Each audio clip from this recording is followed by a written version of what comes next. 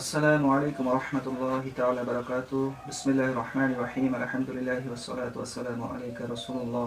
আল্লাহুম্মা সাল্লি আলা মুহাম্মাদ ওয়া আলা আলি মুহাম্মাদ। রাব্বি ইশরাহ লি সাদরি ওয়া ইয়াসসির লি আমরি ওয়াহলুল উকদাতাম মিন লিসানি ইয়াফকাহু কওলি। আজকে আমার আলোচ্য বিষয় হলো ইসলামিক দাওয়াত দানে অলসতাকারী ধ্বংসপ্রাপ্ত। যেমন আমরা জানি নবী করিম সাল্লাল্লাহু আলাইহি সাল্লাম একটা মুসলিমের সাথে আরেকটি মুসলিমের বেশ কয়েকটি হক বা দায়িত্ব বা কর্তব্যের কথা বলেছেন। দাওয়াত দিলে দাওয়াত গ্রহণ করতে হবে।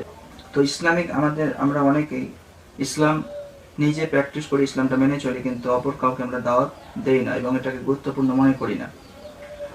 যেমন আল্লাহ কোরআন মাজিদে সূরা আসরের মধ্যে শেষ আয়াতে বলছেন যে ইল্লাল্লাযিনা আমানু ওয়া আমিলুস সলিহাত ওয়া তাওয়াসাউ বিল হক ওয়া তাওয়াসাউ বিস সাবর। তো যারা ধ্বংসপ্রাপ্ত হবে প্রত্যেকটা মানুষই, কিন্তু যে সমস্ত মানুষের চারটি বৈশিষ্ট্য থাকবে তারা ব্যতীত। এক নম্বর বলেছেন যারা ঈমান এনেছে, ইল্লাল্লাযিনা আমানু ওয়া আমিলুস সলিহাত, এবং যারা নেক আমল করে। আল্লাহ তাআলা কিন্তু এই দুটো বলে কিন্তু ফুল স্টপ দেননি। 3 নম্বরে আল্লাহ পাক বলেছেন ওয়াতাওয়াসাউ বিল হক, যারা মানুষকে সত্যের দিকে ডাকে। এবং 3 নম্বর বলার পরে বলছেন ওয়াতাওয়াসাউ বিস সাবর, এবং যারা ধৈর্য ধারণ করে। কারণ আল্লাহ রাসূল সাল্লাল্লাহু আলাইহি ওয়াসাল্লাম আল্লাহ পাক বলেছেন এই কারণে এই ধৈর্যের কথা, যে মানুষকে যখনই হকের কথা আমরা দাওয়াত দেব তখনই কিন্তু সে আমাদের অনেক উল্টোপাল্টা কথা বলবে, সে অনেক আমাদের বিরোধিতা করতে পারে, তখন কিন্তু ধৈর্য ধারণ করতে হবে। যেমন নবী করিম সাল্লাল্লাহু আলাইহি ওয়াসাল্লাম সমস্ত মক্কাবাসীকে একত্রিত করে সবাইকে বললেন যে সবাই কিন্তু সেই সময় কিন্তু আল্লাহ রাসূল সাল্লাল্লাহু আলাইহি ওয়াসাল্লামকে সবাই আল আমিন নামে আখ্যায়িত করেছিলেন, কারণ আল্লাহ রাসূল ছিলেন সবথেকে সত্যবাদী।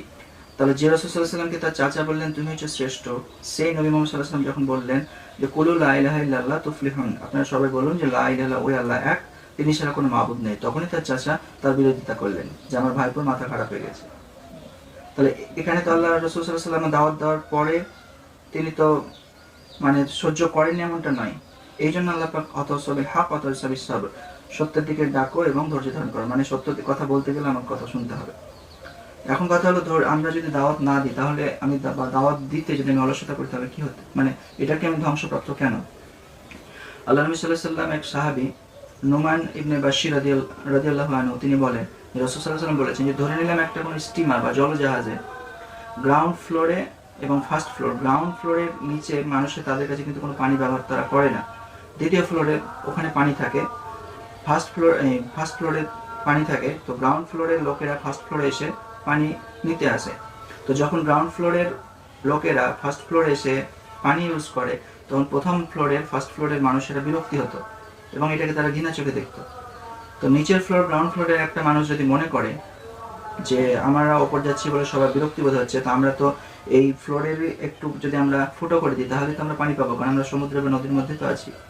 তো এখন যদি ওই ব্যক্তি ফুটো করে আর ফার্স্ট ফ্লোর থেকে একটা লোক নিচে গিয়ে যদি দেখে যে ফুটো করছে, এখন সে যদি জিজ্ঞেস করে তোমরা ফুটো কেন করছো, গ্রাউন্ড ফ্লোরের লোক যদি বলে যে আমরা ফুটো এই কারণেই করছি যে ওপরে গেলে তোমরা বিরক্তি হচ্ছ, এর নিচে তো পানি আছে, তাহলে আমরা পানিটা নিয়ে নেব। এখন যদি ফার্স্ট ফ্লোরের লোক তাকে বাধা না দেয়, তাহলে গ্রাউন্ড ফ্লোরের সঙ্গে সঙ্গে পুরো স্টিমারটা বা জলজাহাজটা কিন্তু বা নৌকাটা কিন্তু ডুবে যাবে। ঠিক একই রকম ভাবে যখন কোনো বান্দা কোনো ভুল কাজ করবে না, অথচ যে জানছে যেটা ভুল অথচ তাকে বাধা দিচ্ছেন, আল্লাহ রাসূল সাল্লাল্লাহু আলাইহি ওয়াসাল্লাম বলছেন দুজনে ধ্বংসপ্রাপ্ত।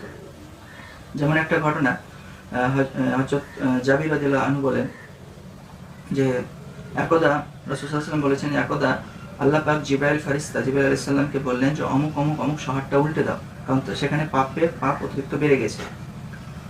তো জিবরাইল আলাইহিস সালাম আল্লাহ তাআলাকে বলছেন যে আল্লাহ অমুক গ্রামে বা অমুক শহরে তো একটা ব্যক্তি আছেন, সে খুব পরেজগার, সে খুব দিনদার, সে খুব আমল করে, সে খুব পরেজগার, তো সকলকে কেন তাদের মধ্যে সেও তো আছে, তো পুরো শহরটাকে উল্টে দিলে তো সেই ব্যক্তিও মরে যাবে। তখন আল্লাহ পাক বললেন যে ওকে দিয়ে শুরু করো, কারণ সে আমার পথে খারাপ কাজ দেখেও সে কিন্তু বাধা দিত না। তাহলে এখান থেকে বোঝা যাচ্ছে যে যখন কেউ ভুল কাজ করবে, আল্লাহ রাসূল সাল্লাল্লাহু আলাইহি ওয়াসাল্লাম বলেছেন যখন কেউ ভুল কাজ করবে তোমরা যদি জানো সেটা ভুল, তাহলে প্রথমে তাকে তোমরা হাত দ্বারা নিষেধ করো, সেটার যদি সামর্থ্য না থাকে জবান দ্বারা নিষেধ করো, এবং সেটাও যদি না পারো 3 নম্বরে ওই কাজটাকে অন্তর থেকে ঘৃণা করো। এবং এটা হচ্ছে সবথেকে নিম্নমানের ঈমান। সবথেকে নিম্নমানের ঈমান হলো কি যে আমি ওই কাজটা বাঁধাতে পারছি না, বলতেও পারছি না, নিষেধ করতে পারছি না, আমি অন্তর থেকে ওই জিনিসটাকে ঘৃণা করছি। আল্লাহ রাসূল সাল্লাল্লাহু আলাইহি ওয়াসাল্লাম সাহাবী হযরত আবু বকর সিদ্দিক রাদিয়াল্লাহু আনহু বলেন যে যখন কোনো সমাজের মধ্যে বা যখন কোনো মানুষের মধ্যে পাপের কাজ অতিরিক্ত বেড়ে যায়, তখন সেই পাপ কাজে বাধা দানকারী যদি কোনো ব্যক্তি না থাকে, মানে ওটা পাপ হচ্ছে, মানুষ অনেকেই জানছে কিন্তু সেটার প্রতি সে বাধা দিচ্ছে না, তখন আল্লাহ রাসূল সাল্লাল্লাহু আলাইহি ওয়াসাল্লাম বলেছেন যে তারা সকলেই ধ্বংসপ্রাপ্ত। এবং বরং বাধা দিতে বলেছেন, যেমন সূরা আরাফের 176 নম্বর আয়াতে আল্লাহ তাআলা এক ইহুদি এক আলেমের কথা বলেছেন। তিনি হচ্ছেন বালআম বিন বাউরা।